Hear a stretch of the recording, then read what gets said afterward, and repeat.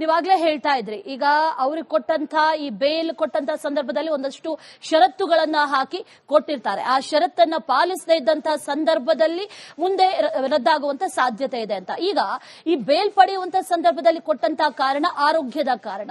ಆ ನಂತರದಲ್ಲಿ ಈಗ ಸಿನಿಮಾ ಶೂಟಿಂಗ್ ಆಗಿರ್ಬೋದು, ಇದೆಲ್ಲದರಲ್ಲೂ ಪಾಲ್ಗೊಳ್ತಾ ಇರುವಂತಹ ಒಂದಷ್ಟು ಮಾಹಿತಿಗಳನ್ನ ಮುಂದಿಟ್ಕೊಂಡು ಇಲ್ಲಿ ಆ ರೀತಿಯ ವಾದಗಳು ಮಂಡನೆ ಆದಂತಹ ಸಂದರ್ಭದಲ್ಲಿ ಆಗ ಬೇಲ್ ರದ್ದಾಗುವಂತ ಸಾಧ್ಯತೆ ಇದೆ.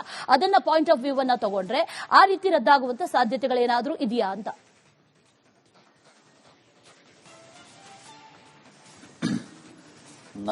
ನನ್ನ ಗ್ರಹಿಕೆ ಬಂದಿರೋ ವಿಚಾರ, ಅವರಿಗೆ ಮೆಡಿಕಲ್ ಬೇಲ್ ಅಂತ ಏನು ಗ್ರಾಂಟ್ ಆಗಿಲ್ಲ. ಅದು ಒನ್ ಆಫ್ ದಿ ಗ್ರೌಂಡ್ ಆಗಿ ಅರ್ಜಿ ಮಾಡಿದ್ರು.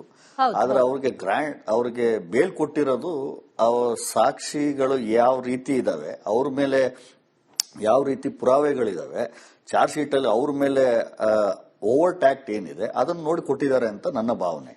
ಅದನ್ನ ನೋಡ್ಕೊಟ್ಟಿದ್ರೆ ಈ ಬೆನ್ನೋವಿಂದಾಗ್ಲಿ ಇನ್ನೊಂದಾಗ್ಲಿ ಆ ಅಂಶಗಳು ಮೇಲ್ನೋಟಕ್ಕೆ ಸರಿಯೋ ತಪ್ಪು ಅನ್ನುವಂತ ವಿಶ್ಲೇಷಣೆ ಸುಪ್ರೀಂ ಕೋರ್ಟ್ ಅಲ್ಲೂ ಮಾಡ್ಲಕ್ಕಾಗ್ಲಿಕ್ಕಿಲ್ಲ. ಈಗ ನೆಕ್ಸ್ಟ್ ಹಂತದಲ್ಲಿ ಅಕಸ್ಮಾತ್ ಈಗ ಅದನ್ನೇ ಫಸ್ಟ್ ಹೇಳಿದಾಗ ಒಂದು ಬೇಲ್ ರಿಜೆಕ್ಷನ್ ಅಥವಾ ಬೇಲ್ ಕೊಟ್ಟಿರೋದನ್ನ ಚಾಲೆಂಜ್ ಮಾಡೋದು, ಇನ್ನೊಂದು ಕೊಟ್ಟಿರುವ ಬೇಲ್ ಅನ್ನ ಕ್ಯಾನ್ಸಲ್ ಮಾಡಿ ಅಂತ ಹೇಳೋದು. ಇವೆರಡು ಬೇರೆ ಬೇರೆ. ಒಂದು ಕೊಟ್ಟಿರುವಂತ ಬೇಲು ತಪ್ಪಾಗಿ ಕೊಟ್ಟಿದ್ದಾರೆ ಅಂತ ಹೋಗಿದ್ದಂತ ಸಂದರ್ಭದಲ್ಲಿ ಯಾಕೆ ಕೊಟ್ರು ಆ ವಿಚಾರಗಳನ್ನ ಮಾತ್ರ ಪರಿಗಣನೆಗೆ ತಗೊಂಡು ಕೊಟ್ಟಿದ್ದ ತಪ್ಪೋ ಸರಿಯೋ ಅಂತ ನಿರ್ಧಾರ ಮಾಡುತ್ತೆ ಸುಪ್ರೀಂ ಕೋರ್ಟ್. ಇನ್ನೊಂದು ಹಂತದಲ್ಲಿ ಕೊಟ್ಟಿರುವ ಬೇಲನ್ನ ಕಂಡೀಷನ್ಸ್ ಏನ್ ಹಾಕಿ ಕೊಟ್ಟಿರ್ತಾರೆ ಆ ಕಂಡೀಷನ್ಸ್ ಅನ್ನ ಉಲ್ಲಂಘನೆ ಮಾಡಿದ್ದಲ್ಲಿ, suppose one of the condition not to tamper with the witnesses or not to go out of the country, ಆ ತರ ಒಂದು ಕಂಡೀಷನ್ ಇದೆ ಅಂತ ಅನ್ಕೋಣ. ಅವರು ಯಾವುದೇ ಪೂರ್ವಾನುಮತಿ ಇಲ್ಲದೆ ಥೈಲ್ಯಾಂಡ್ ಹೋಗಿದ್ದಲ್ಲಿ ಅದು ಬೇಲ್ ಕಂಡೀಷನ್ ಉಲ್ಲಂಘನೆ, ಅಥವಾ ತಾವು ಅಥವಾ ತಮ್ಮ ಕಡೆಯವರು ಯಾವ್ದಾರ ಸಾಕ್ಷಿಯವರಿಗೆ ದಬ್ಬಾಳಿಕೆ ಮಾಡಿದ್ದಲ್ಲಿ ಅದು ಕಂಡೀಷನ್ಸ್ ಉಲ್ಲಂಘನೆ ಮಾಡದಂಗೆ. ಅವಾಗ ಕಂಡೀಷನ್ ಉಲ್ಲಂಘನೆ ಆಗಿದೆ ಅಂತ ಹೇಳಿ ಬೇಲನ್ನ ರದ್ದು ಮಾಡೋದು, ಇದು ಕ್ಯಾನ್ಸಲೇಷನ್ ಆಫ್ ಬೇಲ್. ಈಗ ನಡೀತಾ ಇರೋ ಹಂತ ಕ್ಯಾನ್ಸಲೇಷನ್ ಆಫ್ ಬೇಲ್ ಅಲ್ಲ, ಕೊಟ್ಟಿರುವುದೇ ತಪ್ಪಾಗಿ ಕೊಟ್ಟಿದ್ದಾರೆ. ಅವ್ರಿಗೆ ಕೊಟ್ಟಿರುವಾಗ ಕಾರಣಗಳನ್ನ ಏನೇನು ಹೈಕೋರ್ಟ್ ಕೊಟ್ಟಿದೆ ಆ ಕಾರಣಗಳು ತಪ್ಪಿದೆ ಅಂತ ಹೇಳಿ ಸರ್ಕಾರದವ್ರು ಹೋಗಿದ್ದಾರೆ. ಅದನ್ನ ಯಾವ ರೀತಿಯಲ್ಲಿ ವಿಶ್ಲೇಷಣೆ ಮಾಡಿ ಇವತ್ತು ಸುಪ್ರೀಂ ಕೋರ್ಟ್ ಅವರು ನಿರ್ಧಾರ ಮಾಡ್ತಾರೆ ಅಂತ ಹೇಳಿ ಅದು ಬಂದ ಮೇಲೆ ಗೊತ್ತಾಗುತ್ತೆ. ಪಾಟೀಲ್ ಸರ್, ಅದರ ಜೊತೆಯಲ್ಲಿ ಆಸ್ ಆಫ್ ಐ ನೋ ಅಥವಾ ಈ ಸುಪ್ರೀಂ ಕೋರ್ಟ್ ನ ವಾದ ಪ್ರತಿವಾದಗಳು ಯಾವ ರೀತಿ ನಡೀತು ಅಂತಂದ್ರೆ, ಈಗ ಈ ಜಾಮೀನು ಕೊಟ್ಟಂತ ಗ್ರೌಂಡ್ಸ್ ಇದೆಯಲ್ಲ ಆ ಗ್ರೌಂಡ್ ಅನ್ನೇ ಪ್ರಶ್ನೆ ಮಾಡಿರೋದು. ಅಂದ್ರೆ ಹೈಕೋರ್ಟ್ ಕೊಟ್ಟಂತ ಬೇಲ್ ಏನಿದೆ ಅದು ತರಾತುರಿಯಲ್ಲಿ ಬೇಲ್ ಕೊಡಬೇಕು ಅನ್ನುವಂತ ಕಾರಣಗಳನ್ನ ಹುಡುಕಿನೇ ಕೊಟ್ಟಿದ್ದಾರೆ ಅನ್ನುವಂತ ರೀತಿಯಲ್ಲಿ ಇದೆ ಅನ್ನುವಂಥದ್ದನ್ನ ಸುಪ್ರೀಂ ಕೋರ್ಟ್ ಕೂಡ ಅಬ್ಸರ್ವ್ ಮಾಡಿದೆ ಅನ್ನುವಂತ ವಿಚಾರ ಇದೆ. ಅದನ್ನ ಗಮನದಲ್ಲಿ ಇಟ್ಕೊಳ್ಳೋದಾದ್ರೆ ಸುಪ್ರೀಂ ಕೋರ್ಟ್ ಅದೇ ವಿಚಾರವನ್ನ ಪಾಯಿಂಟ್ ಮಾಡಿ ಹೇಳಿರೋದನ್ನ ಗಮನಿಸಿದ್ರೆ ವಾಟ್ ಕುಡ್ ಬಿ ದ ಆದೇಶ ಯಾವ ರೀತಿ ಇರುತ್ತೆ ಅದನ್ನ ಏನಾದ್ರೂ ಹೇಳ್ಬೋದಾ? ಅಂದ್ರೆ ಈ ಹಿಂದೆ ಇಂಥದ್ದೇ ಘಟನೆಗಳು ನಡೆದಂತ ಸಂದರ್ಭದಲ್ಲಿ ಸುಪ್ರೀಂ ಕೋರ್ಟ್ ಯಾವುದನ್ನ ಆನ್ ದಿ ಗ್ರೌಂಡ್ ಯಾವುದನ್ನ ತಗೊಳುತ್ತೆ, ಬೇಸಾಗಿ ತಗೊಳುತ್ತೆ ಅಂತ.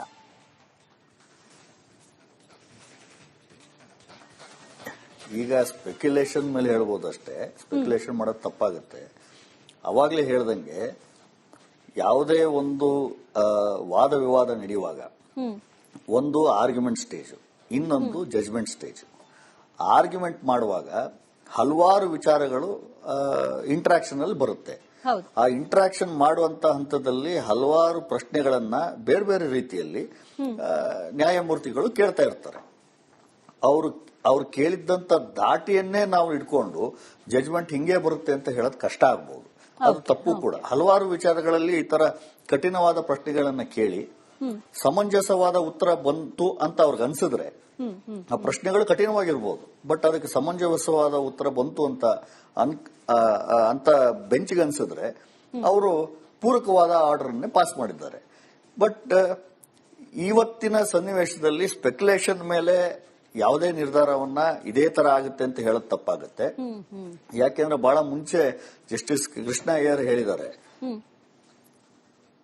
Bale is a rule, jail is an exception. ಅಂದ್ರೆ ಎಲ್ಲಾ ಕೇಸ್ನಲ್ಲೂ ಒಬ್ಬ ಆರೋಪಿಯನ್ನ ನೀವು ಕಸ್ಟಡಿಯಲ್ಲಿ ಇಟ್ಬಿಟ್ಟು ಅವನ ಮೇಲೆ ಆರೋಪವನ್ನ ಸಿದ್ಧ ಮಾಡುವಂತ ಹಂತದಲ್ಲಿ ಹೋದ್ರೆ ನಾಳೆ ದಿವಸ ಆರೋಪ ಸಿದ್ಧ ಆಗ್ಲಿಲ್ಲ ಅಂದ್ರೆ ಅವನ ಕಸ್ಟಡಿಯಲ್ಲಿ ಏನಿರ್ತಾನೆ ಅದು ಅವನ ಲಿಬರ್ಟಿಯನ್ನ ಕಳ್ಕೊಂಡಂಗೆ. ಅದನ್ನ ಯಾವ ಕಾರಣಕ್ಕೂ ಕಾಂಪನ್ಸೇಟ್ ಮಾಡಕ್ಕಾಗಲ್ಲ. ಆದ ಕಾರಣದಿಂದ ಮೊದಲು ಬೇಲ್ ಕೊಡಿ, ಅವನ ಮೇಲೆ ಕೇಸನ್ನ ನಡೆಸಿ, ಅವನು ಅಪರಾಧಿ ಅಂತ ನಿರೂಪಿಸಿ, ಆಮೇಲೆ ಕಾನೂನಲ್ಲಿ ಏನು ಶಿಕ್ಷೆ ಇರುತ್ತೋ ಅದನ್ನು ಕೊಡಿ. ಆದ್ರಿಂದ jail is an exception. Jail ಯಾವಾಗ್ಲೂ ಎಕ್ಸೆಪ್ಷನ್ ರೀತಿಯಲ್ಲಿ ಇರಬೇಕು, ಬೇಲು ರೂಲ್ ಆಗಿ ಕೊಡಬೇಕು ಅಂತ. ಆ ದೃಷ್ಟಿಯಲ್ಲಿ ನೋಡಕ್ ಹೋದ್ರೆ ಅದನ್ನ ಆ ಪ್ರಿನ್ಸಿಪಲ್ ನ ಎತ್ತಿಡಿಯಂಗಿದ್ರೆ ಇವತ್ತು ಸುಪ್ರೀಂ ಕೋರ್ಟ್ ಅವರು ಹೈಕೋರ್ಟ್ ಕೊಟ್ಟಿರುವಂತ ಬೇಲನ್ನ ಎತ್ತಿಡಿಬೇಕಾಗತ್ತೆ. ಅಥವಾ gravity of the offence, severity of the offence and the involvement of the accused, ಅದನ್ನೆಲ್ಲ ಹೈಕೋರ್ಟ್ ಅವ್ರು ಏನ್ ನೋಡಿದ್ದಾರೆ ಆ ಆಂಗಲ್ ತಪ್ಪು ಆಂಗಲ್ ನೋಡಿದ್ದಾರೆ ಅಂತ ಅವ್ರಿಗೆ ಅನ್ಸಿದ್ರೆ ಈ ಕೊಟ್ಟಿರೋ ಬೇಲನ್ನ ಮತ್ತೆ ಕ್ಯಾನ್ಸಲ್ ಮಾಡಬಹುದು. Okay, all right. Sandeep Patil sir, thank you so much Republic ಕನ್ನಡದ ಜೊತೆ ಮಾತಾಡಿದಕ್ಕೆ. ಸಾಕಷ್ಟು ವಿಚಾರಗಳಿದೆ ಇಲ್ಲಿ. ಒಂದು ವೇಳೆ ಬೇಲ್ ರದ್ದಾದ್ರೆ ಮುಂದೆ ಏನಾಗುತ್ತೆ ಅನ್ನುವಂತಹ ಪ್ರಶ್ನೆ ಒಂದು ಕಡೆ ಆದ್ರೆ, ಮತ್ತೊಂದು ಕಡೆಯಲ್ಲಿ ಬೇಲ್ ರದ್ದಾಗುವಂತ ಸಾಧ್ಯತೆಗಳು ಕೂಡ ಇದೆಯಾ ಅನ್ನುವಂತ ಪ್ರಶ್ನೆಗಳು ಕೂಡ ಇದೆ. ಉತ್ತರ ಇನ್ನೇನು ಕೆಲವೇ ಕ್ಷಣಗಳಲ್ಲಿ ಸಿಗುತ್ತೆ. ನೀವಾಗ್ಲೇ ಹೇಳ್ತಾ ಇದ್ರಿ, ಈಗ ಅವ್ರಿಗೆ ಕೊಟ್ಟಂತ ಈ ಬೇಲ್ ಕೊಟ್ಟಂತ ಸಂದರ್ಭದಲ್ಲಿ ಒಂದಷ್ಟು ಷರತ್ತುಗಳನ್ನ ಹಾಕಿ ಕೊಟ್ಟಿರ್ತಾರೆ. ಆ ಷರತ್ತನ್ನ ಪಾಲಿಸದೇ ಇದ್ದಂತಹ ಸಂದರ್ಭದಲ್ಲಿ ಮುಂದೆ ರದ್ದಾಗುವಂತ ಸಾಧ್ಯತೆ ಇದೆ ಅಂತ. ಈಗ ಈ ಬೇಲ್ ಪಡೆಯುವಂತ ಸಂದರ್ಭದಲ್ಲಿ ಕೊಟ್ಟಂತಹ ಕಾರಣ ಆರೋಗ್ಯದ ಕಾರಣ. ಆ ನಂತರದಲ್ಲಿ ಈಗ ಸಿನಿಮಾ ಶೂಟಿಂಗ್ ಆಗಿರ್ಬೋದು, ಇದೆಲ್ಲದರಲ್ಲೂ ಪಾಲ್ಗೊಳ್ತಾ ಇರುವಂತಹ ಒಂದಷ್ಟು ಮಾಹಿತಿಗಳನ್ನ ಮುಂದಿಟ್ಕೊಂಡು ಇಲ್ಲಿ ಆ ರೀತಿಯ ವಾದಗಳು ಮಂಡನೆ ಆದಂತಹ ಸಂದರ್ಭದಲ್ಲಿ ಆಗ ಬೇಲ್ ರದ್ದಾಗುವಂತ ಸಾಧ್ಯತೆ ಇದೆ. ಅದನ್ನ ಪಾಯಿಂಟ್ ಆಫ್ ವ್ಯೂ ಅನ್ನ ತಗೊಂಡ್ರೆ ಆ ರೀತಿ ರದ್ದಾಗುವಂತ ಸಾಧ್ಯತೆಗಳೇನಾದ್ರೂ ಇದೆಯಾ ಅಂತ?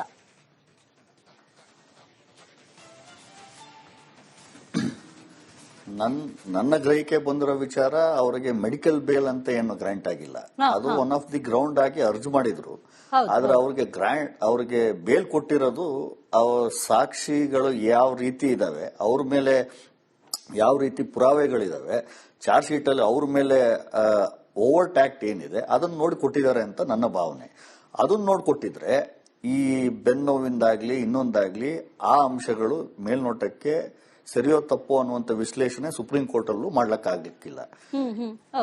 ಈಗ ನೆಕ್ಸ್ಟ್ ಹಂತದಲ್ಲಿ ಅಕಸ್ಮಾತ್ ಈಗ ಅದನ್ನೇ ಫಸ್ಟ್ ಹೇಳಿದಾಗ ಒಂದು ಬೇಲ್ ರಿಜೆಕ್ಷನ್ ಅಥವಾ ಬೇಲ್ ಕೊಟ್ಟಿರೋದನ್ನ ಚಾಲೆಂಜ್ ಮಾಡೋದು, ಇನ್ನೊಂದು ಕೊಟ್ಟಿರುವ ಬೇಲ್ ಅನ್ನ ಕ್ಯಾನ್ಸಲ್ ಮಾಡಿ ಅಂತ ಹೇಳೋದು. ಇವೆರಡು ಬೇರೆ ಬೇರೆ. ಒಂದು ಕೊಟ್ಟಿರುವಂತ ಬೇಲು ತಪ್ಪಾಗಿ ಕೊಟ್ಟಿದ್ದಾರೆ ಅಂತ ಹೋಗಿದ್ದಂತ ಸಂದರ್ಭದಲ್ಲಿ ಯಾಕೆ ಕೊಟ್ರು ಆ ವಿಚಾರಗಳನ್ನ ಮಾತ್ರ ಪರಿಗಣನೆಗೆ ತಗೊಂಡು ಕೊಟ್ಟಿದ್ ತಪ್ಪೋ ಸರಿಯೋ ಅಂತ ನಿರ್ಧಾರ ಮಾಡುತ್ತೆ ಸುಪ್ರೀಂ ಕೋರ್ಟ್. ಇನ್ನೊಂದು ಹಂತದಲ್ಲಿ ಕೊಟ್ಟಿರುವ ಬೇಲನ್ನ ಕಂಡೀಷನ್ಸ್ ಏನ್ ಹಾಕಿ ಕೊಟ್ಟಿರ್ತಾರೆ ಆ ಕಂಡೀಷನ್ಸ್ ಅನ್ನ ಉಲ್ಲಂಘನೆ ಮಾಡಿದ್ದಲ್ಲಿ, suppose one of the condition not to tamper with the witnesses or not to go out of the country, ಆ ತರ ಒಂದು ಕಂಡೀಷನ್ ಇದೆ ಅಂತ ಅನ್ಕೋಣ. ಅವರು ಯಾವುದೇ ಪೂರ್ವಾನುಮತಿ ಇಲ್ಲದೆ ಥೈಲ್ಯಾಂಡ್ ಹೋಗಿದ್ದಲ್ಲಿ ಅದು ಬೇಲ್ ಕಂಡೀಷನ್ ಉಲ್ಲಂಘನೆ. ಅಥವಾ ತಮ್ಗೆ ತಾವು ಅಥವಾ ತಮ್ಮ ಕಡೆಯವರು ಯಾವ್ದಾರ ಸಾಕ್ಷಿಯವರಿಗೆ ದಬ್ಬಾಳಿಕೆ ಮಾಡಿದ್ದಲ್ಲಿ ಅದು ಕಂಡೀಷನ್ಸ್ ಉಲ್ಲಂಘನೆ ಮಾಡದಂಗೆ. ಅವಾಗ ಕಂಡೀಷನ್ ಉಲ್ಲಂಘನೆ ಆಗಿದೆ ಅಂತ ಹೇಳಿ ಬೇಲನ್ನ ರದ್ದು ಮಾಡೋದು, ಇದು ಕ್ಯಾನ್ಸಲೇಷನ್ ಆಫ್ ಬೇಲ್. ಈಗ ನಡೀತಾ ಇರುವಂತ ಕ್ಯಾನ್ಸಲೇಷನ್ ಆಫ್ ಬೇಲ್ ಅಲ್ಲ, ಕೊಟ್ಟಿರುವುದೇ ತಪ್ಪಾಗಿ ಕೊಟ್ಟಿದ್ದಾರೆ. ಅವ್ರಿಗೆ ಕೊಟ್ಟಿರುವಾಗ ಕಾರಣಗಳನ್ನ ಏನೇನು ಹೈಕೋರ್ಟ್ ಕೊಟ್ಟಿದೆ ಆ ಕಾರಣಗಳು ತಪ್ಪಿದೆ ಅಂತ ಹೇಳಿ ಸರ್ಕಾರದವ್ರು ಹೋಗಿದ್ದಾರೆ. ಅದನ್ನ ಯಾವ ರೀತಿಯಲ್ಲಿ ವಿಶ್ಲೇಷಣೆ ಮಾಡಿ ಇವತ್ತು ಸುಪ್ರೀಂ ಕೋರ್ಟ್ ಅವರು ನಿರ್ಧಾರ ಮಾಡ್ತಾರೆ ಅಂತ ಹೇಳಿ ಅದು ಬಂದ ಮೇಲೆ ಗೊತ್ತಾಗುತ್ತೆ. ಪಾಟೀಲ್ ಸರ್, ಅದರ ಜೊತೆಯಲ್ಲಿ ಆಸ್ ಆಫ್ ಐ ನೋ ಅಥವಾ ಈ ಸುಪ್ರೀಂ ಕೋರ್ಟ್ನ ವಾದ ಪ್ರತಿವಾದಗಳು ಯಾವ ರೀತಿ ನಡೀತು ಅಂತಂದ್ರೆ, ಈಗ ಈ ಜಾಮೀನು ಕೊಟ್ಟಂತ ಗ್ರೌಂಡ್ಸ್ ಇದೆಯಲ್ಲ ಆ ಗ್ರೌಂಡ್ ಅನ್ನೇ ಪ್ರಶ್ನೆ ಮಾಡಿರೋದು. ಅಂದ್ರೆ ಹೈಕೋರ್ಟ್ ಕೊಟ್ಟಂತ ಬೇಲ್ ಏನಿದೆ ಅದು ತರಾತುರಿಯಲ್ಲಿ ಬೇಲ್ ಕೊಡಬೇಕು ಅನ್ನುವಂತ ಕಾರಣಗಳನ್ನ ಹುಡುಕಿನೇ ಕೊಟ್ಟಿದ್ದಾರೆ ಅನ್ನುವಂತ ರೀತಿಯಲ್ಲಿ ಇದೆ ಅನ್ನುವಂಥದ್ದನ್ನ ಸುಪ್ರೀಂ ಕೋರ್ಟ್ ಕೂಡ ಅಬ್ಸರ್ವ್ ಮಾಡಿದೆ ಅನ್ನುವಂತ ವಿಚಾರ ಇದೆ. ಅದನ್ನ ಗಮನದಲ್ಲಿ ಇಟ್ಕೊಳ್ಳೋದಾದ್ರೆ ಸುಪ್ರೀಂ ಕೋರ್ಟ್ ಅದೇ ವಿಚಾರವನ್ನ ಪಾಯಿಂಟ್ ಮಾಡಿ ಹೇಳಿರೋದನ್ನ ಗಮನಿಸಿದ್ರೆ ವಾಟ್ ಕುಡ್ ಬಿ ದ ಆದೇಶ ಯಾವ ರೀತಿ ಇರುತ್ತೆ ಅದನ್ನ ಏನಾದ್ರೂ ಹೇಳ್ಬೋದಾ? ಅಂದ್ರೆ ಈ ಹಿಂದೆ ಇಂಥದ್ದೇ ಘಟನೆಗಳು ನಡೆದಂತ ಸಂದರ್ಭದಲ್ಲಿ ಸುಪ್ರೀಂ ಕೋರ್ಟ್ ಯಾವ್ದನ್ನ ಆನ್ ದಿ ಗ್ರೌಂಡ್ ಯಾವ್ದನ್ನ ತಗೊಳುತ್ತೆ, ಬೇಸಾಗಿ ತಗೊಳುತ್ತೆ ಅಂತ.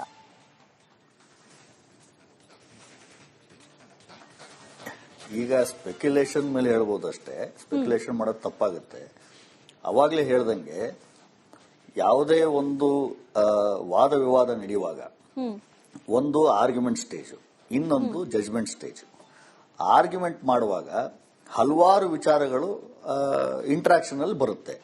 ಆ ಇಂಟ್ರಾಕ್ಷನ್ ಮಾಡುವಂತ ಹಂತದಲ್ಲಿ ಹಲವಾರು ಪ್ರಶ್ನೆಗಳನ್ನ ಬೇರೆ ಬೇರೆ ರೀತಿಯಲ್ಲಿ ನ್ಯಾಯಮೂರ್ತಿಗಳು ಕೇಳ್ತಾ ಇರ್ತಾರೆ. ಅವ್ರು ಕೇಳಿದ್ದಂತ ದಾಟಿಯನ್ನೇ ನಾವು ಇಟ್ಕೊಂಡು ಜಜ್ಮೆಂಟ್ ಹಿಂಗೆ ಬರುತ್ತೆ ಅಂತ ಹೇಳೋದು ಕಷ್ಟ ಆಗ್ಬಹುದು.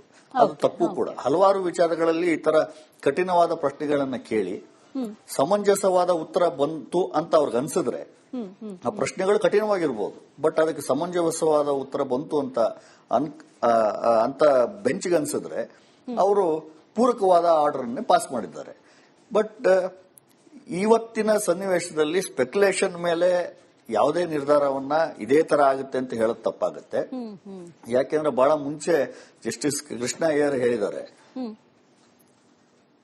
Bale is a rule, jail is an exception. ಅಂದ್ರೆ ಎಲ್ಲಾ ಕೇಸ್ನಲ್ಲೂ ಒಬ್ಬ ಆರೋಪಿಯನ್ನ ನೀವು ಕಸ್ಟಡಿಯಲ್ಲಿ ಇಟ್ಬಿಟ್ಟು ಅವನ ಮೇಲೆ ಆರೋಪವನ್ನ ಸಿದ್ಧ ಮಾಡುವಂತ ಹಂತದಲ್ಲಿ ಹೋದ್ರೆ, ನಾಳೆ ದಿವಸ ಆರೋಪ ಸಿದ್ಧ ಆಗ್ಲಿಲ್ಲ ಅಂದ್ರೆ ಅವನ ಕಸ್ಟಡಿಯಲ್ಲಿ ಏನಿರ್ತಾನೆ ಅದು ಅವನ ಲಿಬರ್ಟಿಯನ್ನ ಕಳ್ಕೊಂಡಂಗೆ. ಅದನ್ನ ಯಾವ ಕಾರಣಕ್ಕೂ ಕಾಂಪನ್ಸೇಟ್ ಮಾಡಕ್ಕಾಗಲ್ಲ. ಆದ ಕಾರಣದಿಂದ ಮೊದಲು ಬೇಲ್ ಕೊಡಿ, ಅವನ ಮೇಲೆ ಕೇಸನ್ನ ನಡೆಸಿ, ಅವನು ಅಪರಾಧಿ ಅಂತ ನಿರೂಪಿಸಿ, ಆಮೇಲೆ ಕಾನೂನಲ್ಲಿ ಏನು ಶಿಕ್ಷೆ ಇರುತ್ತೋ ಅದನ್ನು ಕೊಡಿ. ಆದ್ರಿಂದ jail is an exception. Jail ಯಾವಾಗ್ಲೂ ಎಕ್ಸೆಪ್ಷನ್ ರೀತಿಯಲ್ಲಿ ಇರಬೇಕು, ಬೇಲು ರೂಲ್ ಆಗಿ ಕೊಡಬೇಕು ಅಂತ. ಆ ದೃಷ್ಟಿಯಲ್ಲಿ ನೋಡಕ್ ಹೋದ್ರೆ ಅದನ್ನ ಆ ಪ್ರಿನ್ಸಿಪಲ್ ನ ಎತ್ತಿ ಹಿಡಿಯಂಗಿದ್ರೆ ಇವತ್ತು ಸುಪ್ರೀಂ ಕೋರ್ಟ್ ಅವರು ಹೈಕೋರ್ಟ್ ಕೊಟ್ಟಿರುವಂತ ಬೇಲನ್ನ ಎತ್ತಿ ಹಿಡಿಬೇಕಾಗತ್ತೆ. ಅಥವಾ gravity of the offence, severity of the offence and the involvement of the accused, ಅದನ್ನೆಲ್ಲ ಹೈಕೋರ್ಟ್ ಅವ್ರು ಏನ್ ನೋಡಿದ್ದಾರೆ ಆ ಆಂಗಲ್ ತಪ್ಪು ಆಂಗಲ್ ನೋಡಿದ್ದಾರೆ ಅಂತ ಅವ್ರಿಗೆ ಅನ್ಸಿದ್ರೆ ಈ ಕೊಟ್ಟಿರೋ ಬೇಲನ್ನ ಮತ್ತೆ ಕ್ಯಾನ್ಸಲ್ ಮಾಡಬಹುದು. Okay, all right. Sandeep Patil sir, thank you so much Republic ಕನ್ನಡದ ಜೊತೆ ಮಾತಾಡಿದಕ್ಕೆ. ಸಾಕಷ್ಟು ವಿಚಾರಗಳಿದೆ ಇಲ್ಲಿ. ಒಂದು ವೇಳೆ ಬೇಲ್ ರದ್ದಾದ್ರೆ ಮುಂದೆ ಏನಾಗುತ್ತೆ ಅನ್ನುವಂತಹ ಪ್ರಶ್ನೆ ಒಂದು ಕಡೆ ಆದ್ರೆ, ಮತ್ತೊಂದು ಕಡೆಯಲ್ಲಿ ಬೇಲ್ ರದ್ದಾಗುವಂತ ಸಾಧ್ಯತೆಗಳು ಕೂಡ ಇದೆಯಾ ಅನ್ನುವಂತ ಪ್ರಶ್ನೆಗಳು ಕೂಡ ಇದೆ. ಉತ್ತರ ಇನ್ನೇನು ಕೆಲವೇ ಕ್ಷಣಗಳಲ್ಲಿ ಸಿಗುತ್ತೆ.